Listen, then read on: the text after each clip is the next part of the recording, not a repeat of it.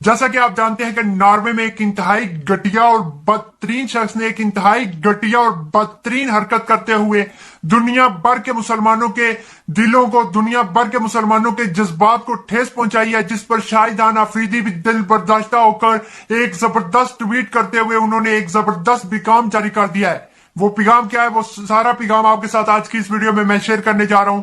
तो अगर आप हमारे चैनल पर नए मेहमान हैं तो हमारे चैनल को कर लीजिए जल्दी से सब्सक्राइब और बेल आइकन प्रेस करना बिल्कुल मत भूलें। और फिर एक इंतहाई जबरदस्त मुसलमान नौजवान मैदान में उतरा। उसने इस घटिया इंतहाई बदतरीन शख्स का मुकाबला करते हुए नॉर्वे पुलिस के दरमियान वो मैदान में उतरा इसके खिलाफ, जिस पर पूरी दुनिया के मुसलमान उसे सलाम पेश करते हैं, उसका बहुत ज्यादा अदब की निगाह से उसे देखते हैं। तो उसके लिए इस वीडियो को लाइक लाजमी करें।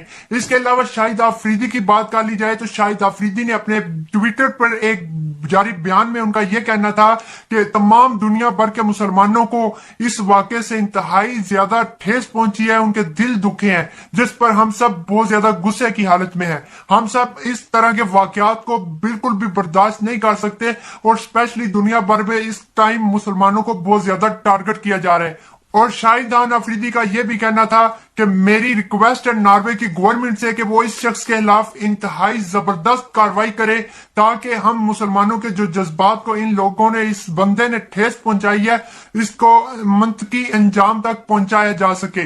जबकि दूसरी जानिब अगर बात कर ली जाए, शाहिद अफरीदी का यह भी कहना था कि यह ऐसा वक्त है कि जिस वक्त पूरी दुनिया के मुसलमानों को टारगेट किया जा रहा है, इस्लाम को टारगेट किए जाने की भरपूर कोशिश की जा रही है, तो हम तमाम मुसलमानों को मुत्तहिद होना पड़ेगा। हम तमाम मुसलमानों को इकट्ठा होकर इस दुनिया के ऐसे गैर मुसलमानों का बिल्कुल मुकाबला करना पड़ेगा जो कि मुसलमानों के खिलाफ इस वक्त कश्मीर में हो या चाहे दुनिया के किसी भी कोने में मुसलमानों के अगेंस्ट अपनी कार्रवाइयां कर रहे हैं। तो आज तो शाहिदान अफरीदी के लिए ये वीडियो लाइक लाजमी करें। अगर वीडियो पसंद आए तो आपका यह वीडियो देखने का बहुत बहुत शुक्रिया।